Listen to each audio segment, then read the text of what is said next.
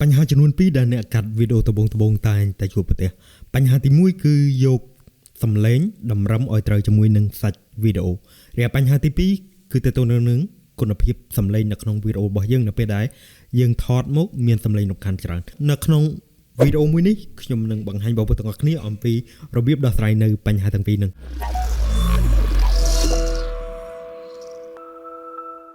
ជំរាបសួរបងប្អូនទាំងអស់គ្នានៅក្នុងវីដេអូនេះខ្ញុំនឹងបង្ហាញបងប្អូនទាំងអស់គ្នាអំពីរបៀបដោះស្រាយនៅបញ្ហាទាំងពីរដែលខ្ញុំបានបង្ហាញបងប្អូនពីខាងដើមនៅក្នុងវីដេអូឧទាហរណ៍នេះខ្ញុំនឹងបើកនៅកម្មវិធី CapCut មកធ្វើជាឧទាហរណ៍ហើយខ្ញុំមាន project មួយដែលខ្ញុំបានថតថ្ងៃមុនអញ្ចឹងនៅក្នុង project នេះមុននឹងខ្ញុំធ្វើឧទាហរណ៍ខ្ញុំចង់ឲ្យបងប្អូនស្វែងយល់អំពី project នឹងជាមួយខ្ញុំទាំងអស់គ្នាសិនចំពោះវីដេអូគឺខ្ញុំថតចេញពីកាមេរ៉ា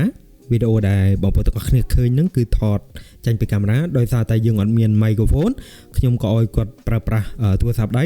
ដើម្បីថតសលេងអញ្ចឹងនៅពេលដែលយើងថតសលេងមកយើងឃើញថានេះគឺជាវីដេអូដែលយើងថតចេញពីកាមេរ៉ាហ្នឹងគឺយើងទទួលបាននៅសលេងខ្លះមកដែរក៏ប៉ុន្តែសលេងដែលស្រូបចូលហ្នឹងអត់សូវច្បាស់ដូចយើងថតចេញពីទូរស័ព្ទទេឥឡូវយើងសាកបើកស្ដាប់ទាំងអស់គ្នា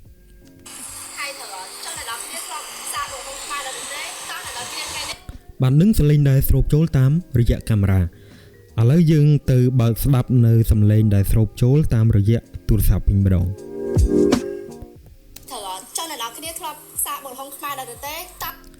បានអញ្ចឹងយើងឃើញថាសំឡេងដែលស្រូបចូលតាមរយៈទូរស័ព្ទហ្នឹងគឺវាឮច្បាស់ជាង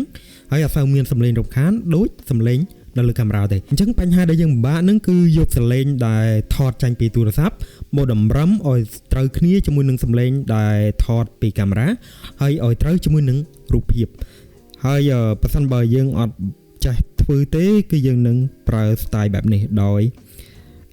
ចាប់រំកិល clip សំឡេងមកតម្រឹមឲ្យត្រូវជាមួយនឹងរូបភាពធ្វើអញ្ចឹងវាយូរហើយពេលខ្លះតម្រឹមអត់ស្មើធ្វើឲ្យកាយវិការខុសពីសំឡេងអញ្ចឹងដំណោះស្រាយដ៏ងាយស្រួលបំផុតហ្នឹងគឺបងប្អូនគ្រាន់តែបើក mute នៅទីនេះមកដើម្បីបើកសំឡេងហ្នឹងធ្វើជា reference ចំណុចទី1គឺយើង highlight ទៅលើ clip វីដេអូក៏បាន audio ក៏បានយើង highlight ក៏តែដើម្បីធ្វើនៅដោះស្រាយនៅបញ្ហាហ្នឹងបានគឺយើងត្រូវមានសលេងស្រូបចូលតាមរយៈកាមេរ៉ាខ្លះណាបើអត់មានសលេងទេវាអត់មានអីធ្វើជា reference ទេអញ្ចឹងបន្ទាប់បកមកដំណោះស្រាយរបស់យើងវិញយើង highlight ទៅលើ clip audio ហើយស្កត់នៅលើ control key ឲ្យជាប់ highlight ទៅលើ clip video បន្ទាប់មកទៀតមើលស្ដាំយកពាក្យថា sync video and audio คลิกនៅទីនេះមួយមកពេលនោះ clip របស់យើងនឹង sync ឬក៏តម្រឹមឲ្យត្រឹមឲ្យស្មើគ្នាហើយឥឡូវឧទាហរណ៍ថាវីដេអូរបស់យើងaudio របស់យើងនៅដល់នេះចុះហើយវីដេអូរបស់យើងនៅទីកន្លែងនេះអញ្ចឹងយើងចង់តម្រឹមយើងចង់សាកតម្រឹមមើលថាតើវា sync ចូលគ្នាអត់យើងមើលស្ដាំយកពាក្យថា sync video and audio អញ្ចឹងវានៅតែsync តម្រឹមឲ្យយើងត្រូវគ្នាដដែលហើយបន្ទាប់ពីយើង sync ត្រូវគ្នាហើយយើងអាច mute សំឡេងដែលស្រូបចូលតាមរយៈកាមេរ៉ានឹងបាន mute សំឡេងនៅទីនេះមកហើយយើង play ទាំងអស់គ្នាសាកបុកល្ហុងខ្មែរដល់ទៅទេតោះអ្នកនរគ្នាថ្ងៃនេះខ្ញុំនឹងនាំអ្នកនរគ្នាមកសាកបុកល្ហុងខ្មែរឬហៅថាបុកល្ហុងអំពិលខ្ចីអូខេអញ្ចឹងគឺឃើញថាទាំងកាយវិការនិងសំឡេងគឺបានស៊ីងចូលគ្នាហើយតែអីដែលពិបាកគឺគុណភាពសំឡេងដោយសារតែមានសំឡេងរំខានច្រើនពេកឥឡូវយើងចូលទៅដំណោះស្រាយទី2គឺតើតើនឹងដំណោះស្រាយទៅលើបញ្ហាសំឡេងបានអញ្ចឹងដើម្បីដោះស្រាយទៅលើបញ្ហាសំឡេងបើសិនបើបងប្អូនប្រើ CapCut Pro យើងគ្រាន់តែ click ទៅលើ clip សំឡេងមកឬក៏ដើម្បីកុំឲ្យ clip ទាំងពីរនេះដាច់ចេញពីគ្នាយើងអាចប្រើវិធីចេះសិនយើងអាច unmute នៅ clip video right click យកពាក្យថា extract audio បន្ទាប់មកទៀតយើងលុប audio ដែលថតចូលតាមរយៈកាមេរ៉ានឹងបានដោយ highlight ទៅលើ audio clip ហើយ delete បន្ទាប់មកយើង highlight ទៅលើ clip ទាំងពីរនេះចុចនៅលើ Alt G ដើម្បីគ្រប់ clip នឹង together ឬក៏ compound វាអញ្ចឹងយើងបាន clip នឹងទៅជា track តែមួយហើយយើងអាចងាយស្រួលនៅក្នុងការកាត់តម្រឹមអីទៅតាមចិត្តរបស់យើងបានហើយទៅក្នុងការកែសំឡេងរបស់យើងវិញយើងគ្រាន់តែ highlight ទៅលើ video clip មួយនេះចូលទៅកាន់ audio ហើយបន្ទាប់មកយកពាក្យថា enhance voice ចេះត្រូវឆ្អើអ្នកទាំងអស់គ្នាធ្លាប់តែញ៉ាំបុកល្ហុង ចឹងនេះសលេងដែលវាឲ្យយើងរងចាំបន្តិចបន្ទាប់ពី hand ហើយយើងអាចចុច play បាន ខៃត្រូវចង់អ្នកទាំងអស់គ្នា អូខេយើង in hand ម្ដងទៀតមកហើយដើម្បីឲ្យសលេងរបស់យើងកាន់តែព្រោះយើងអាចបើកនៅមុខងារ normalize អូខេយើងបើកមកក៏ប៉ុន្តែយើងឃើញថាកន្លែងនេះគឺវាជាប់ pro វាមានផលលំបាកចំពោះបងប្អូនដែលអត់មាន CapCut Pro ប្រើអញ្ចឹងយើងធ្វើម៉េចដំណោះស្រាយគឺយើង uncheck នៅទីកន្លែងនេះវិញមកដកគ្រីសនៅទីកន្លែងនេះយើងចូលទៅកាន់ export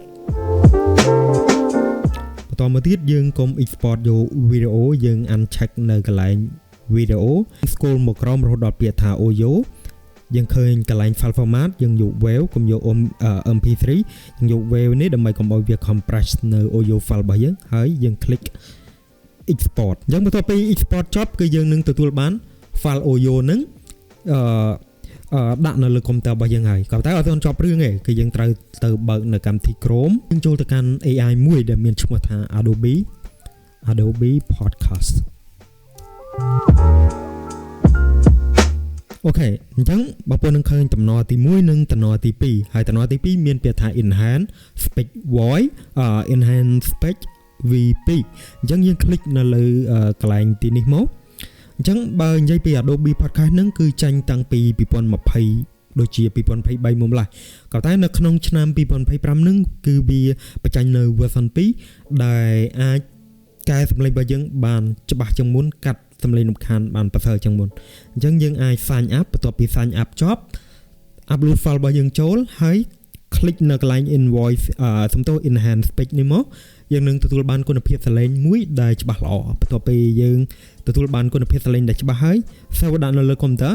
ហើយ import ចូលកម្មវិធី CapCut បន្ទាប់មក sync audio ជាមួយនឹង audio នឹងឲ្យចូលគ្នានៅពេលដែល sync ចូលគ្នាហើយចប់គឺយើងអាចធ្វើការកាត់តអីបន្តទៀតបាននៅពេលកាត់ថយចប់ export យកវីដេអូទៅផុសទៅលើបណ្ដាញសង្គមនានាបានអញ្ចឹងនៅក្នុងវីដេអូមួយនេះខ្ញុំមានតែប៉ុណ្្នេះឯងនៅក្នុងការចែករំលែកជូនទៅកាន់បងប្អូនទាំងអស់គ្នាអរគុណច្រើនជម្រាបលាជួបគ្នានៅ tip ថ្មីៗទៀត